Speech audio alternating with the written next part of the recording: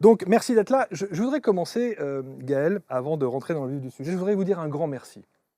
Je voudrais vous dire merci parce que vous faites partie de ces auteurs désormais qui déculpabilisent ceux qui souhaiteraient le devenir. Tant Et mieux. vous commencez par cette phrase sur la légitimité. Mmh. Vous dites vraiment, est-ce que le récit de mon histoire est suffisamment pertinent pour prétendre à en faire un livre? La preuve, le voici aujourd'hui, mais vous vous êtes posé cette question. Oui, complètement, parce que je suis toute simple, une femme de 40 ans, j'ai pas rien de particulier, si ce n'est une histoire avec quand même, la chance d'avoir des rencontres riches, un parcours, Ah oui. dense. Mais en fait, l'autorisation et la légitimité, c'est une vraie question. Je crois qu'en fait, c'est nous qui nous la donnons, en fait. Le plus grand frein pour écrire, c'est soi-même.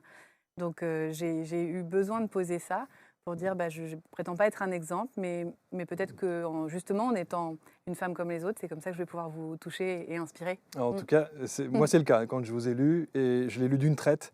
Vous dites: «Le but n'est pas de raconter ma vie», bien que vous le fassiez, Mm. mais en tout cas d'essayer au travers de mon histoire, de toucher, l'histoire, de tout le monde. Tout à fait. Et ça, c'est venu aussi de mon. J'ai eu la chance de monter sur scène pour faire une conférence TEDx.